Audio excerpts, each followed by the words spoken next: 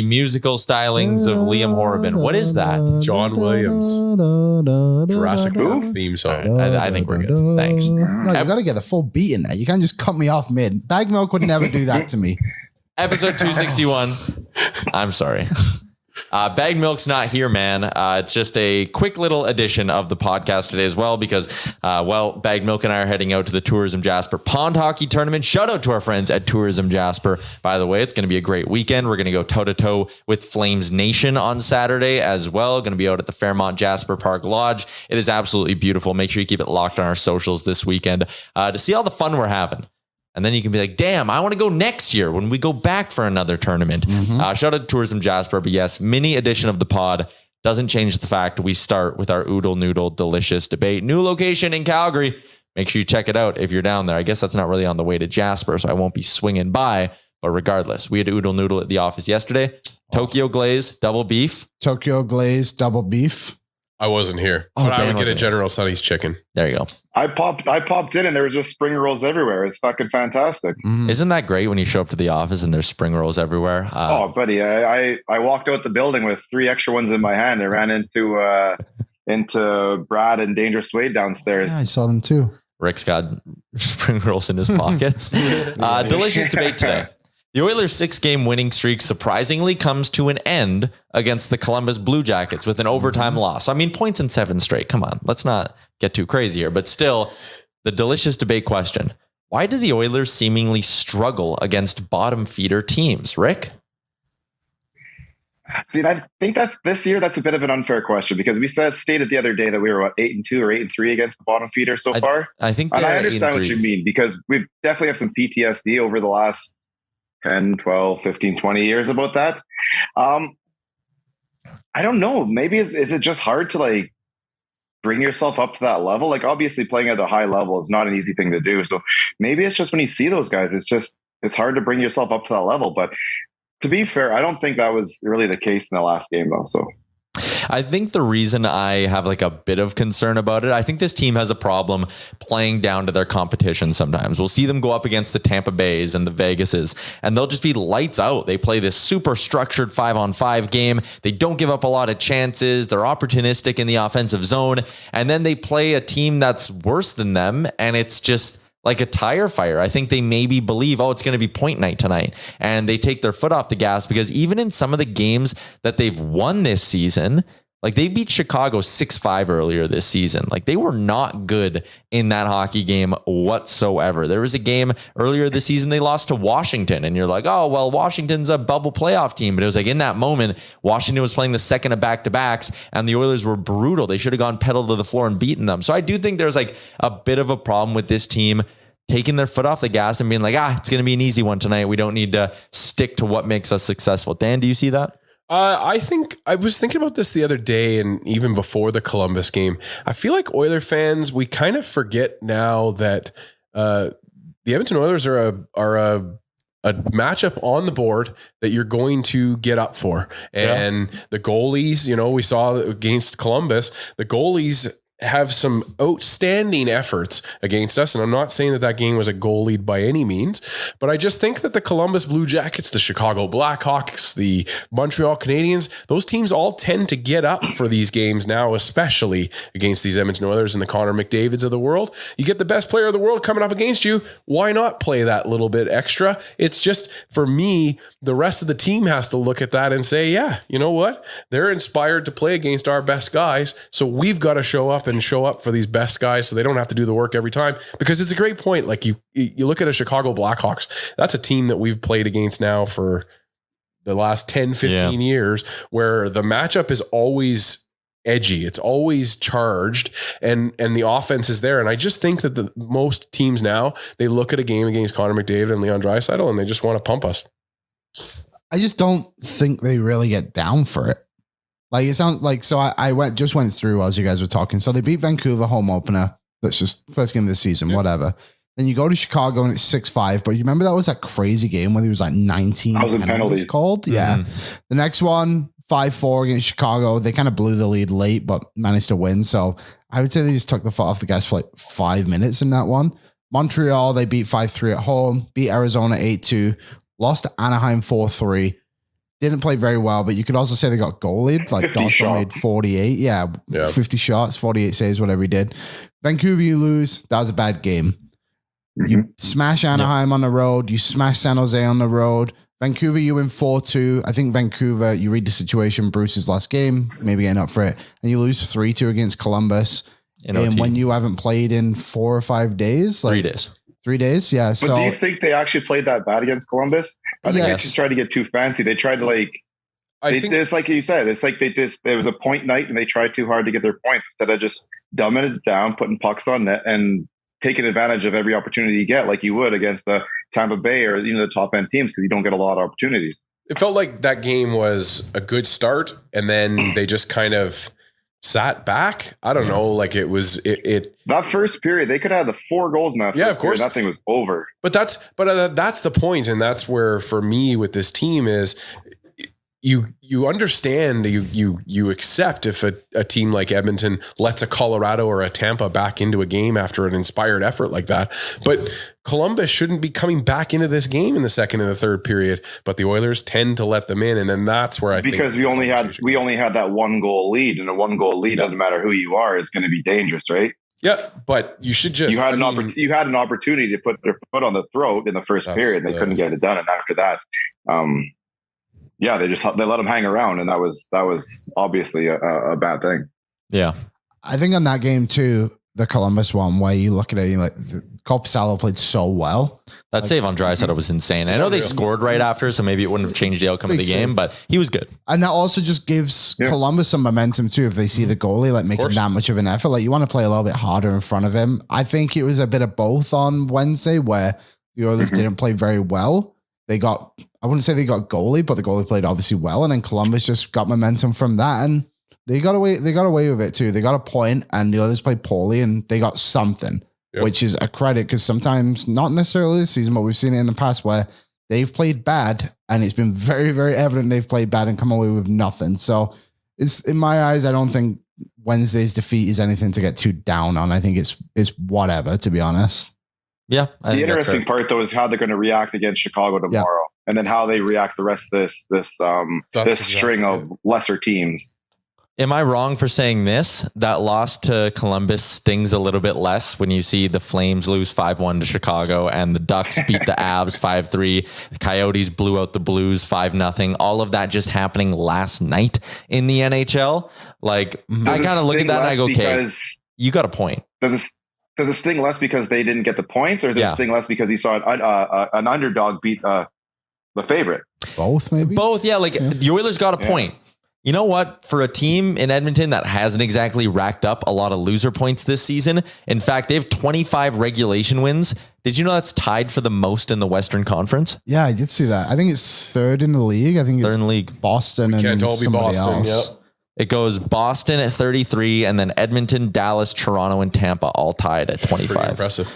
So the Oilers, it's not like they've been just milking these loser points. Like, Calgary's got 9 already this year. So for Edmonton to pick up a loser point, and then you look and you see all those other upsets, and it's a bit of a reminder that, like, yes, truly no easy games in the NHL. You do need to remember that. And also, the point streak's at 7. Like, this is still a really damn good run from this team. Definitely. San Jose has 10 overtime losses this year. That's actually nuts to think that. That's wild, to be honest. And like, there you go. Like, 10 teams have gone to overtime with them this season, or probably a few more, and the others smashed them 7-1. Just to kind of go off that question again, like, I just don't think they get down to it. I think sometimes you just have off nights, and the NHL is a tough league, and the teams that they lost to, like Anaheim, yes, I know they're rebuilding, but also there was a point last season where that team was almost in a playoff spot. That was in the conversation. Columbus, they're not where they should be right now. So teams are actually losing to Vancouver as well. Like, they're not really, like, they are bad teams, but they're not supposed to be bad teams. Yeah. I mean, Tyler, you said it right there. You look at the Boston Bruins, you look at their schedule, you look at the way that they're winning these games, and we're now, you've got pundits around the league that are shocked by this much success at this level. Yep. Because, so I mean, like you go back to, again, just coming back to the Oilers, they can't win every game. You look at that schedule that they have for the next, 13 games, going back into that West Coast trip that they had that ended off in Vegas. The quality of competition for the next month is not that great. And so, yes, you're going to have some losses here and there. It's great that we got a point out of it. Boston have lost Arizona this season too, by the way. Yeah, they have, which is surprising. So we'll wrap up and put a bow on this topic with just a look ahead now. You know, they have the loss to Columbus. I think we all agree they need to respond against Chicago, and I think we all expect them to respond really well against Chicago on home ice. Also hearing Evander Kane will be in the lineup for that hockey game. After Chicago, they go Detroit, Philly, Ottawa, Montreal, and Detroit again after the break. So 6 more games against teams below you in the standings. Do they get over or under 8 points in this stretch, Liam?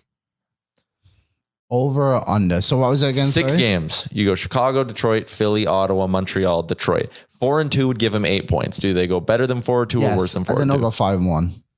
Okay. And then they'll go 5-1. Oh, they'll go like 4-1-1 or something like that. Yeah, 1 regulation loss though. It would be understandable. Yeah. Well, you play Detroit twice, you said. Yeah, right? so I think you probably get one of those. Rick, more or less than 8 points for the Oilers. I'm going over. You think again 5-1 or 4-1-1? Yeah, I don't know the exact breakdown, but yeah, I see this team. I don't know, just what we've seen in the last little bit. They're, I think they've elevated themselves to what we expected to see or what we saw last year in the playoffs. And if they keep doing that, these teams aren't. They're not going to be able to handle them. Dan? I'm all in on this. I think this stretch is where they kind of separate themselves in the conversation of the Pacific and the league in general too. Because we mentioned it, you know, Colorado, Calgary, all those teams that are chasing them now in the playoff picture are still losing. So yeah, and right now you look at the Pacific Division standings. It's actually unbelievable how tight it is right now. You have Edmonton at 58 points. They're 2 back of LA. Edmonton's got a game in hand.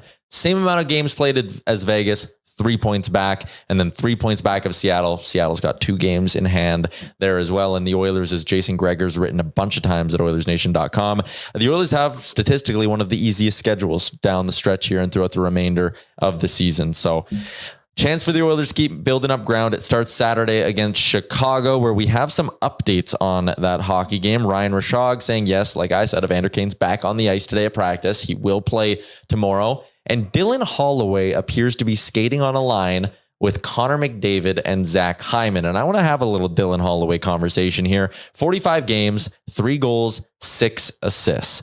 It's been not quite what we expected, because when he scored that hat trick in preseason, we all sat here and we're like, is 50 points on the board for Dylan Holloway this season? And it's not going to be. But what letter grade, Liam, would you give Dylan Holloway's first half of his NHL career? First half of his first NHL season, sorry. B-, I think is probably fair. Okay. I think he's got a passing grade because he's still on the team. I think that's a pass in general. Yeah, and he's earned it too. It's not like he's been bad. Yeah, he's been a positive impact most nights. You don't really, sometimes you don't even notice he's out there, which is obviously a good thing for a rookie. And recently too, he seems to be finding the offensive groove a little bit more. Woodcroft had a quote about him yesterday. I can't remember exactly what it was. I got it. You got it? Go ahead. The more detailed he is, the more ice time he's getting. Yeah. So, it's amazing. Funny how that works. Crazy. It's literally what Jay Woodcroft said. He said, it's amazing how that works. Yeah. There you go. Funny. So yeah, I think he's obviously getting more trust in the coaching staff too, which is, he's a good player. He's an intelligent rookie. Like you've seen it throughout his career. He's been the top guy everywhere, right? So I don't think it's going to be long before we see him consistently on that line with McDavid. Maybe not this season, but for years to come. Dan? Well, for a guy that we penciled into the lineup, with a pretty solid hope that he was going to do something, and for that start of 10 games, was getting murdered, was getting, suicide passes out to other teammates. He was giveaways, all those things that you expect out of a rookie. And all those things could have dismantled him, could have, you would have understood if that derailed him and then he had to get sent down to the minors. But he's tough through it the entire time. On this podcast, we've had a lot of debates about what should we do with Dylan Holloway? What should be done with Dylan Holloway? And the whole time he's been in this NHL roster. So I give him an A. I think he's been everything you can expect of the guy. He's had his rookie struggles here and there, but those were gone after the first 10 games. And it's just really been, a middle player with some positive additions to the lineup, throughout. So yeah, A for me. Wow. Rick? Pretty much for the same reasons Dan just said. I'm sitting at a B though. I think for an A, you needed to, kind of be up in that Calder Trophy talk right now. But he didn't get given anything to start. He had to earn everything. He's worked his way through the mud, and he is where he is right now. And the puck may not be going in for him, but he's doing a lot of positive things out there right now. He's had an opportunity to get down on himself or allow negativity into his head just because things weren't given to him as much as he maybe wanted at the beginning of the year. But no, I've been pretty happy with the way he's been playing all year. So I think a B is a good grade for him. Before January, he had not had 3 consecutive games of 10 minutes plus time on ice all season. So far, since January 9th, I'll go 13 minutes, 14 minutes, 12 minutes, 9 minutes and 24 seconds, so close. 9 minutes and 42 seconds, so close. 12, 11, and 13 minutes. So he's starting to play a little bit more at practice today, potentially getting a look up in the top 6. I do think the 11 and 7 helps him a lot, and I'll ask you guys about that in just a second as well. But I'm going to give him a C+. I think, I maybe would have liked a little bit more production out of him. Part of it is the opportunities he's been given, right? Not playing a ton, not playing with a ton of skill. But then I look at a guy, Derek Ryan has found a way to chisel home 7 goals already this season, and Holloway sitting at 3. Maybe I'd like to see a bit more finish. Again, I agree with Rick. I think for me to have given him an A, he'd have to be double-digit goals right now, maybe even fringe Calder kind of conversation.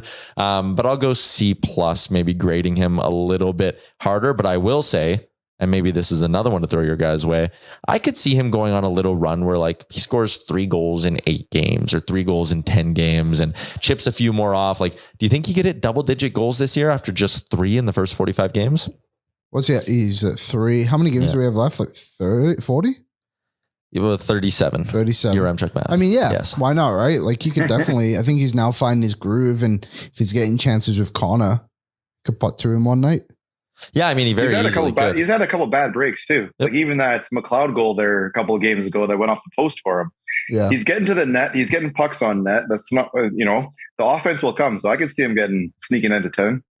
Yeah, I think he's just going to be in the lineup consistently. There's nothing to say, especially like you said, Tyler, with the 11 and 7, that he shouldn't be able to get 7 more goals before the year is done. Before I hit you guys with your next big question of this podcast, episode 261, Oilers Nation Radio, and to give some love to our friends at AMA Travel, Vegas was an absolute blast. Toronto is just around the corner. March 10th to 12th. It's going to be bougie. It's going to be a great time. We're going to be watching the Oilers and Leafs on a Saturday night, hockey night in Canada from a suite in downtown Toronto. Sweet Indeed, Liam. AMA Travel, head to nationgear.ca to check out how you can get in to our newest nation vacation in Toronto. AMA Travel makes this stuff so easy as well. If you were on the Vegas trip, you already know all about it. We are going to step aside here for a quick ad. 11 and 7.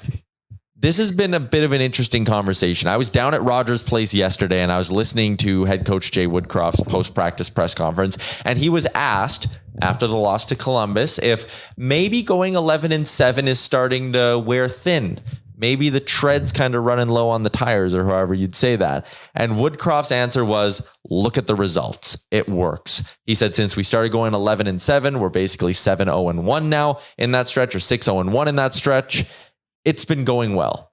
Could you see the Oilers running with this? And should the Oilers just say, screw it, we're running with this the rest of the season? And do you think it's sustainable to do that in the playoffs, Dan?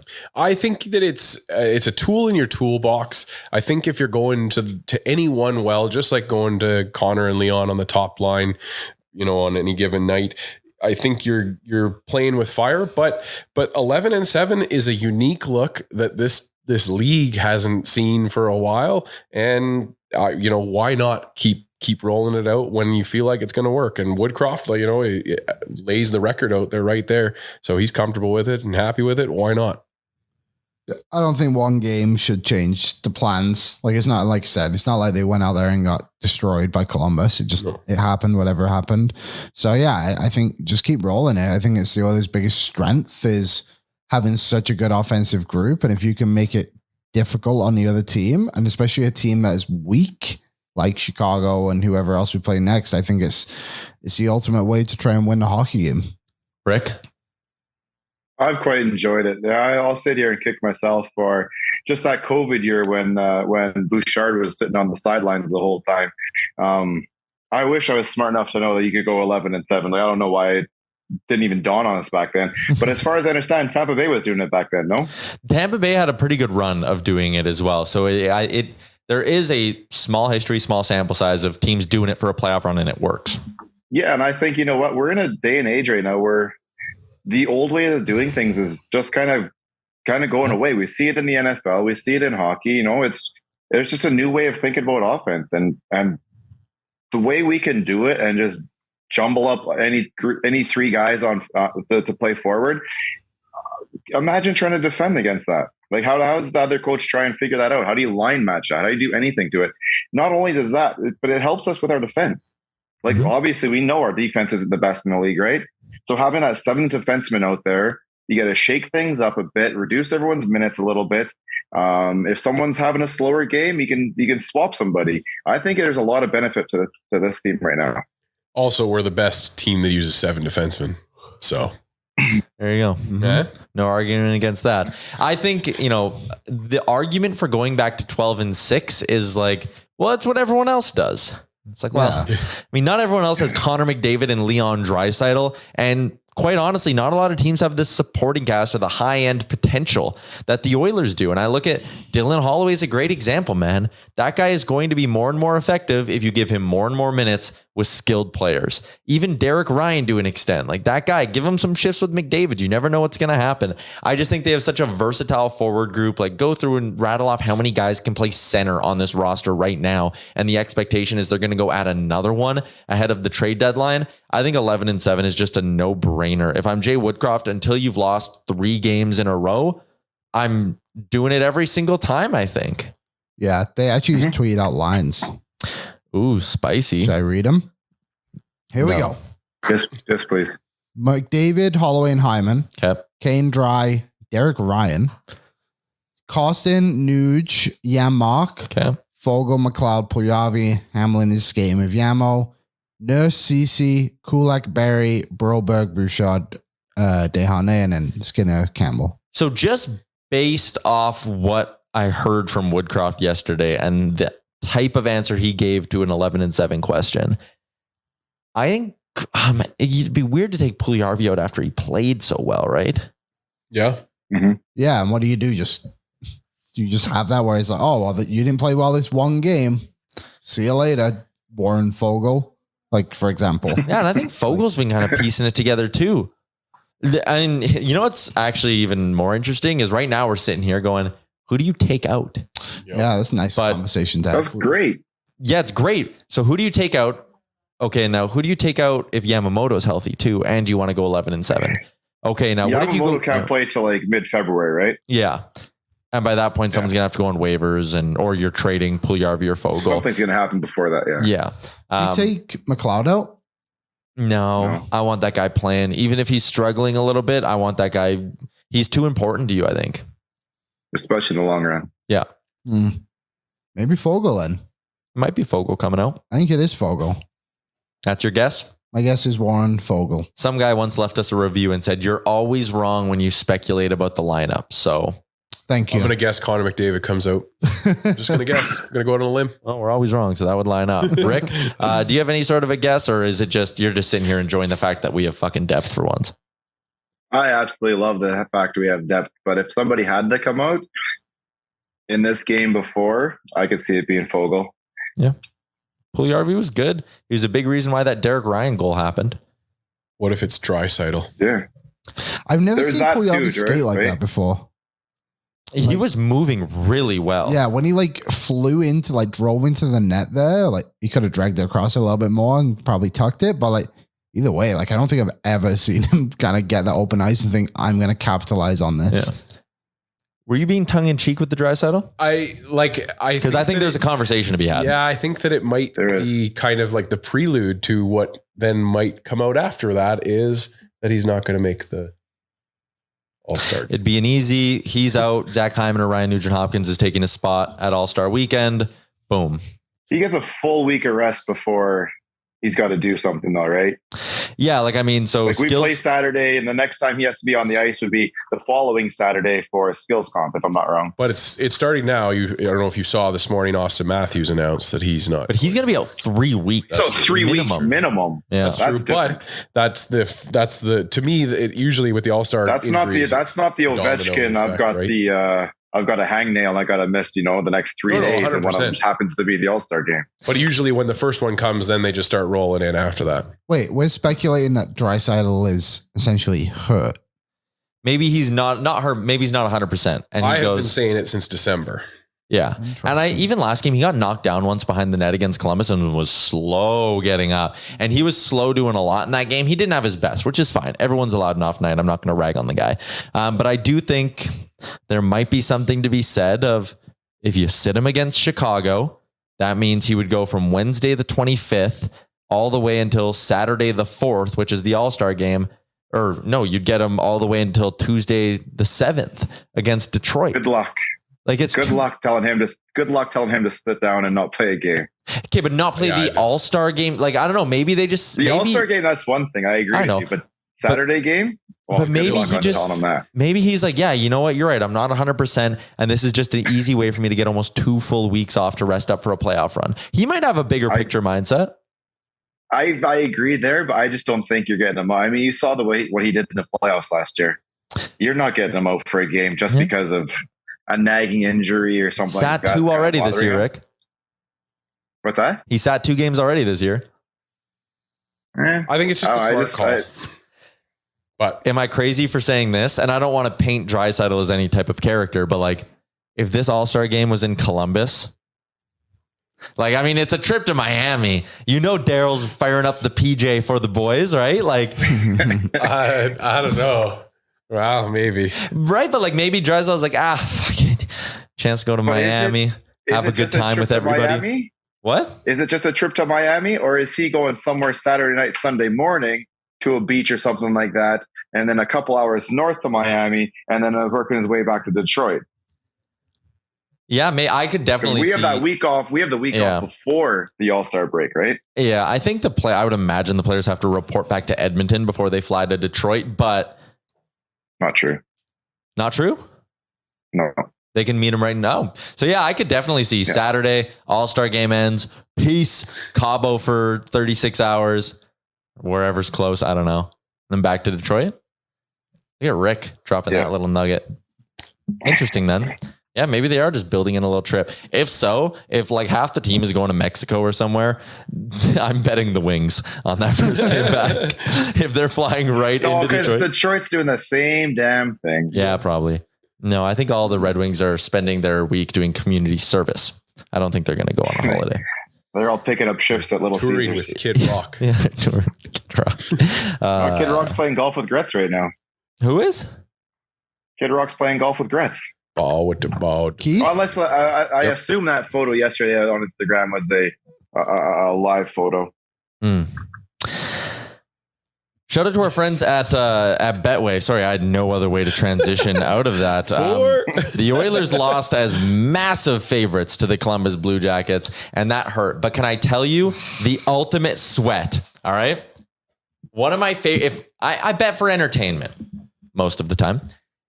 I love on Betway, they have like a pre-built bet that is the Oilers team amount of shots in the hockey game.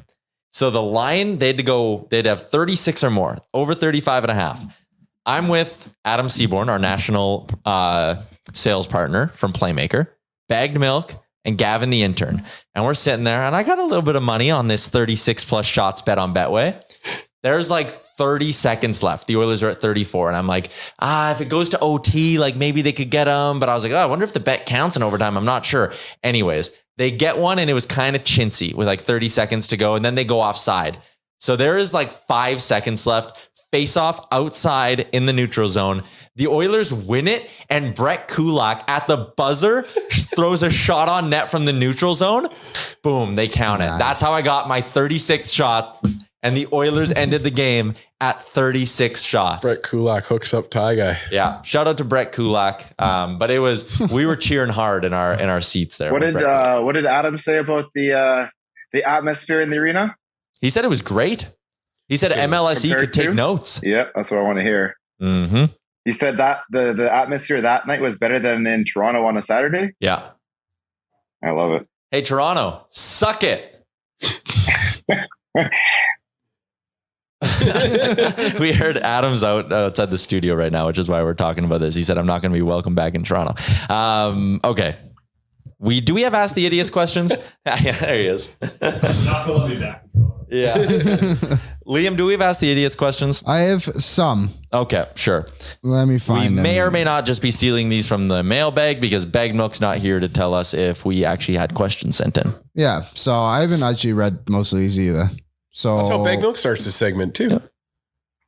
we have You got it? Dylan Holloway one, which we already kind of spoke about. Oilers about bad teams. We've already Okay, hit let's on. do this one. Okay. This one's from Clay. Every year we wonder how Connor McDavid is going to take his game to another level. And since he's doing it again this season, what do you see or notice that he's doing differently? Rick? Honestly, shooting, scoring. Outside of that, I don't know. Like, he looks like himself. It's an amazement of everything. Every time he touches the puck, something incredible can happen. So yeah, he's somehow it's still getting better every year. But the big difference I see this year is he's shooting. He's going for that goal. He's going for the scoring trophy this year. Tyler? Interesting.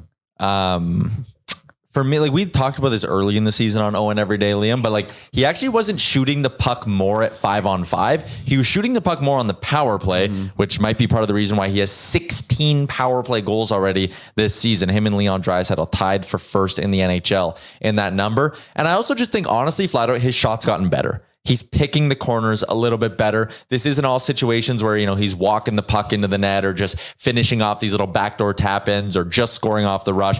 He is scoring in so many different ways, and it's because his shot's gotten better. So that's my answer. Being the expert that I am, far be it from me to tell Connor McDavid what he's doing differently, but it feels like this year that, it feels like he's taking more time to look at the net as an option than in previous years where he was just looking for the next person to help him out kind of thing. He's looked at that net and he's picking his spots well. I think I'll say, I think he's just trusting his abilities more. I think he's trusting what he can do. He's repping the puck, but I don't think it's taken away from him also making plays for other people too. I think he's just picking his spots really well and putting himself in good positions to succeed like nobody else in the NHL can. It's fair. All right, what else have we got here? All right, here we go. James from Peterborough. Maybe Ontario, maybe England, who knows? Vincent Desharnais is one of those players who I think most fans want to cheer for instantly. Curious to hear your early impressions of his play and if you think he might be able to provide some answers, a little bit of a lisp there, defensively for a team that has been desperate for need of improvement in the defensive zone. Well, Tyler. Sorry, Dan. I'll go. I think he's not changing their plans for this season all that much because I do still think they want to go out and get an extra D-man. He's a great layer of depth to now have because, like, if the Oilers were to go to the Western Conference Finals again, even if they acquire another D-man, Vinny Desharnais is going to play games. Someone's going to be nicked up. Someone's hurt. You need your 7th and 8th D-men to be able to step in and give you good minutes. It's encouraging that Desharnais is showing he can be that guy. I do think he's maybe changing up their offseason plans a little bit. If you like Vinny Desharnais enough to be like, he can be our everyday third pairing right defenseman, which he's potentially showing he can be, do you sit there and go, wow, someone's offering us a 2nd round pick plus for Tyson Barrie? Let's cash in. Let's take that money. Let's spend it elsewhere. We like Vinny Desharnais where he is. Or do you just sit there going into next season and say, wow, we have 4 good right shot D-men who can all play at an NHL level. Like, I think he's changing up their summer plans, not their deadline plans. Regardless, it's great. Vincent Desharnais has $762K as a cap hit next year. Dan? I was just going to say, Tyler covered the transactional part of it very well. I was going to speak to the fan favoritism of him. And I think that size definitely has a way of kind of exciting hockey fans just in general. When you get a player of Desharnais' stature in your back end, that can be quite exciting. And then on top of it, he plays with that physical edge that a guy like Marcus Niemelainen came in and instantly became a fan favorite by just throwing the body a bit. And you see that too with a Desharnais. Rick, what do you got? You know what? I think he does add an element that we need. But this team is playing better because they're playing better as a team. Like, it's not one player that's going to come in here and solve their issues that we've witnessed for, the first 2-3 months or whatever it was. I said it numerous times. It was a 5-man system that was just breaking down in our own end the whole time. Everyone now seems to be paying a little more attention, doing a little more of the not so fun work out there that you need to be successful in your own end. But yeah, no, in the long run, I do see him being a part of this team going forward. I am impressed with what he's been able to do and the caliber he's been able to do it at. I hope for nothing else than to see him here next year full time. Yeah, I think it's interesting with him. He's 26. I think he's played very well when he's coming to the team, and he brings out a different element, a bit of meanness. He can actually play with the puck too. He's got a pretty well-rounded game. Plays extremely simply. We talk about Ovi's office on the power play dot. Yeah. How about Desharnais' office on the blue line right in the corner where he just literally fires pucks on the net? Just rips them on. And I think he has like 3 assists all from that spot. Yep. So, definitely comparable to Ovi's office. I agree. I would put him on the power play there. One thing I think it does do is, you mentioned that you think it changes off-season plans. I think it helps the trade deadline plans in a sense of like, look what this guy's done when he's come in. He plays this kind of game. He's a right shot. Let's go get an experienced right shot that plays a similar style and is like shutdown guy. Has some puck moving abilities too. I don't know how many of them are growing on trees nowadays, but maybe that's what the others need. And I think he's just kind of put a positive impact on this team in multiple layers. So shout out Vinny. With Vinny, we winny, as Jay would say. Seaweed Man. Weird nickname. How about that? How about they put Vinny and Carson together at that autograph session yesterday, and they just seem to have like a ton of personality on it, and the fact of Costin with the Calgary fan, that was so funny. Did I just steal your hot performer of the week? Everybody's hot performer, I think. Good one, Liam. No problem. That's why we stick to the script. The script we don't have. What script? Yeah, we literally sit here for 5 minutes before the show and say, what should we talk about, guys?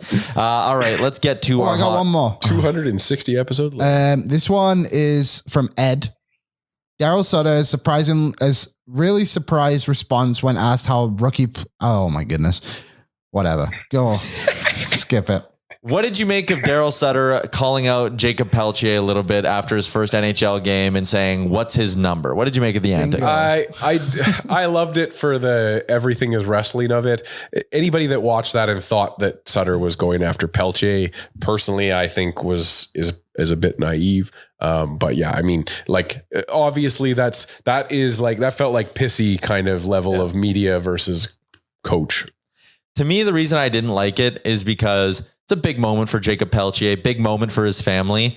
And I just think it was Sutter overshadowing the moment. It would have been very easy, even if he doesn't like the question from the media, to say, I liked what I saw. He's got a long ways to go though. Boom, that's it. And instead now I just think about like Jacob Peltier's family. And it's like, hey, Jacob plays first NHL game. Boy, did you hear what the coach had to say about him after though? And like, I kind of in a weird way feel for them. And I'm like, was just like this moment that's supposed to be big for him now has this like negative storyline attached to it. I don't know. Maybe I'm being soft.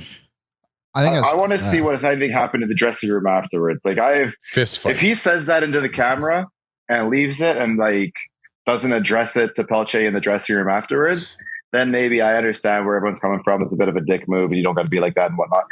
But if he says that and then walks into the room afterwards and goes up to the kid and, hey, listen, I've had some fun out there, blah, blah, and just kind of pumps his tires to the kid there, then I think it's all good. And I honestly, I don't know if that happens. It probably doesn't. But at the same time, I think that everyone says as soon as the cameras are off, Sutter's one of the nicest guys out there. So it's, I don't know. It's an old man doing old man things, but if he goes up and talks to him afterwards, then I got no problem with it. I don't think it's very fair. I think you stole a moment for yourself.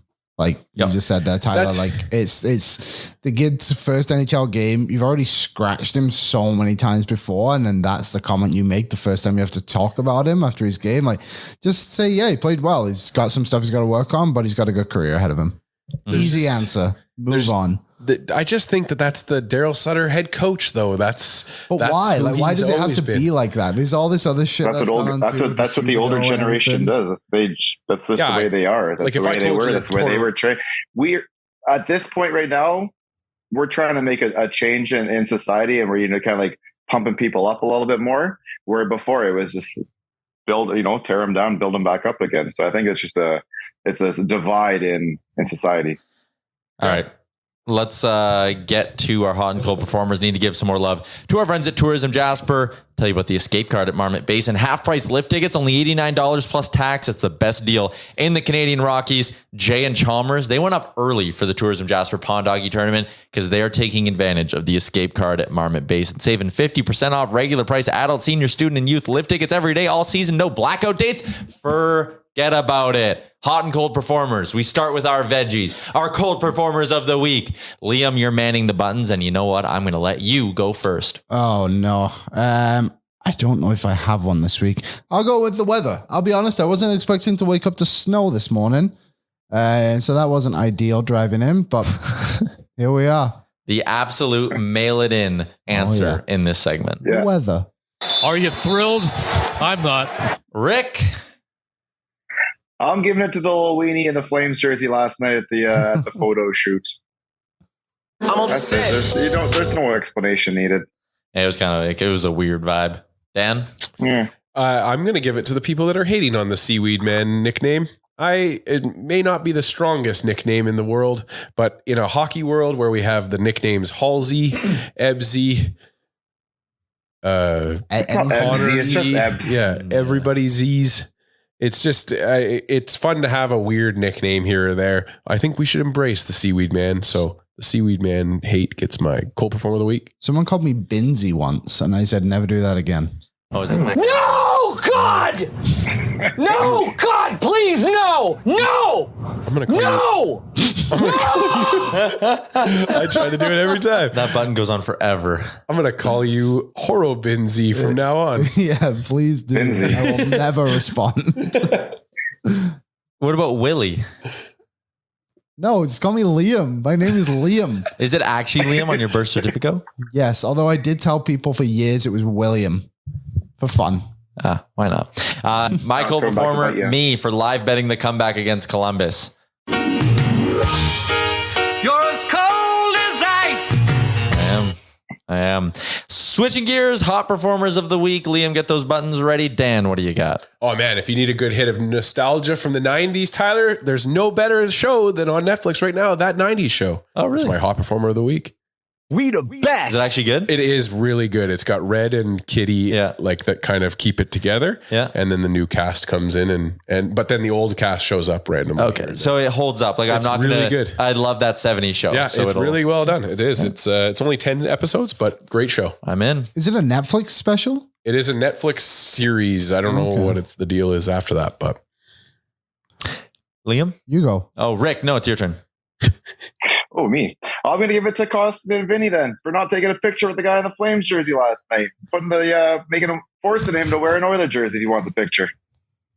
Major key alert! Rick just picking the same thing for both his hot and cold performer. Liam? Sure. You think Liam was mailing it in? I'm last. Okay, I'm going to give it to Team Oilers Nation for the performance I know we're going to put forward at the Jasper Pond Doggy Tournament. Myself, Frank, Jay, Chalmers, Baggedmilk, Adam Seaborn. We're going to be just killing it. We're going to go 3-0. We're going to bring a title home for Oilers Nation.